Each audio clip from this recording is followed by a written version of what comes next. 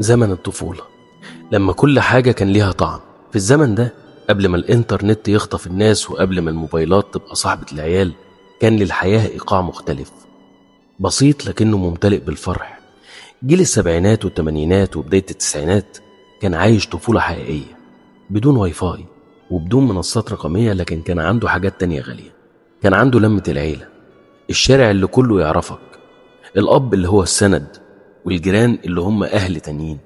هنا هنرجع بالزمن ونفتكر أيام ما كانت الضحكة طالعة من القلب، واللعب كان في الشارع، والبيت كان حضن دافي، والعيلة كانت قاعدة واحدة. هنحكي عن أيام الطفولة الحقيقية، أيام ما كنا بنصنع لعبنا بإيدينا. زمان قبل ما الألعاب تبقى مستوردة، وقبل ما الأطفال يقعدوا بالساعات قدام الشاشات، كنا احنا اللي بنصنع لعبنا. ومن إيه؟ من أي حاجة.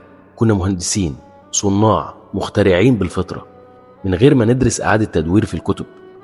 السكوتر مثلا مش لازم تشتريه، احنا كنا بناخد بلي الرمان ونركبه في خشبة ونربطه بحبل ونجر بعض في الشارع بسرعة الصاروخ.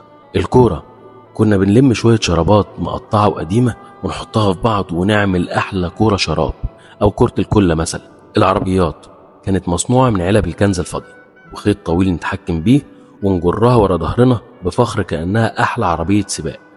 البومب والصواريخ كان الرعب الحقيقي للأهالي، وكنا بنحس إننا أبطال أفلام أكشن ونحارب في الشارع كأننا في معركة ضخمة فعلا. كل حاجة حوالينا كانت فرصة للعب، للحركة، للابتكار. زمان ما كناش بنرمي أي حاجة، كنا بنحول أي مخلفات لألعاب، وبكده بنعيش الاستدامة الحقيقية قبل ما تبقى ترند عالمي. الشارع كان الملاهي والجيم وأكاديمية الرياضة كمان. زمان قبل ما يكون في جيم كان الشارع هو مكان التمرين، وكنا بنبني أجسامنا وإحنا مش واخدين بالنا. السبع طوبات مثلا كانت اختبار في المهارة والتوازن والقوة. الجري ورا الكورة الشراب كان تمرين في السرعة والتحمل، ويا تلحق الكورة يا تلحق نفسك قبل ما تلبس في الحيطة. عسكر وحرامية كانت استراتيجية حقيقية وتدريب على الهروب والتفكير السريع. وصياد الحمام واستغماية ولعب البلي. زمان ما كناش نعرف حاجة اسمها أنا عندي برد، أنا تعبان. كنا نلعب لحد ما العرق يغرقنا، ولو وقعنا نقوم ونكمل. مفيش دراما بقى، مفيش دلع، كنا بنبني أجسام قوية من غير بروتين ولا مكملات غذائية. العيلة لما اللمة كانت كل حاجة. دلوقتي كل واحد بياكل في أوضة، وكل بيت فيه شاشات أكتر من البشر اللي موجودين فيه. لكن زمان السفرة كانت طبلية، والجميع بيقعد جنب بعض، الكبير والصغير. الأكل ما كانش مجرد وجبة، كان لمة، كانت حواديت، كان ضحك ونكت، كانت لمة فيها دفى. لو الكهرباء اتقطعت محدش كان بيتوتر عشان النت راح منه. كنا نقعد في البلكونة نحكي ونضحك ونستنى النهار يشقشق. كنا نسهر مع العيلة على كوتشينة والشايب وأحكام، واللي يتحكم عليه بحكم سخيف يضحك الناس كلها عليه. ولو في عيد أو مناسبة البيت كان مفتوح، الجيران داخلين خارجين، وكأننا عيلة واحدة كبيرة. الأب لما كان السند والهيبة والصديق. زمان الأب ما كانش مجرد مصدر فلوس، كان راجل بيته، وكان حضوره له قيمة. لما كان يشيل ابنه على كتفه الطفل كان بيحس إنه ملك الدنيا كلها وشايفها كلها من فوق.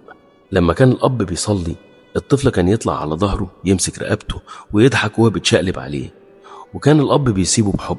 لما كان الأب بيزعق كنا بنخاف بس بنحترمه وبنحبه في نفس الوقت. الأب كان الحضن والسند والظهر اللي لو الدنيا كلها وقعت عليك هتلاقيه هو اللي بيسندك. الجيران كانوا أهل، مش مجرد ناس وخلاص ساكنين جنبك. النهاردة كل واحد في حاله، ولو احتاج حاجة يطلبها من أي تطبيق على الموبايل. لكن زمان الجيران كانوا أهل، كل واحد عارف ده ابن مين وساكن فين. لو الطفل موجود في الشارع كل الحارة عارفة إنه ابن فلان، ولو حصل له أي مكروه لا قدر الله كل الجيران بيجروا عليه. لو أمك نسيت تجيب أي حاجة من السوق وهي جاية تنادي عليك وتقول لك روح لأم هاشم قول لها بتقول لك ماما هاتلنا بصلتين أو شوية ملح. لو في فرح كل المنطقة بتحضر، مش محتاج دعوة لأنك جزء من المكان أصلا. ولو في عزا التلفزيون ما بيتفتحش لمدة شهر. ليه؟ لأنه عيب، في عزا في الشارع. زمان كان بسيط بس كان مليان سعادة. النهاردة التكنولوجيا سهلت كل حاجة بس خدت مننا حاجات كتير قوي. زمان كنا بنعيش اللحظة، النهاردة بنصورها وبننشغل بالفلتر المناسب ليها. زمان كنا بنلعب بجسمنا، النهاردة بنلعب بصوابعنا على الشاشات. زمان كنا بنحس بالناس، النهاردة بنشوفهم اونلاين بس. لسه في متعة ولسه في حب، بس في حاجات ما بتتعوضش، حاجات بس اللي عاشوها يقدروا يفهموها ويفهموا قيمتها. هو ده زمن الطيبين.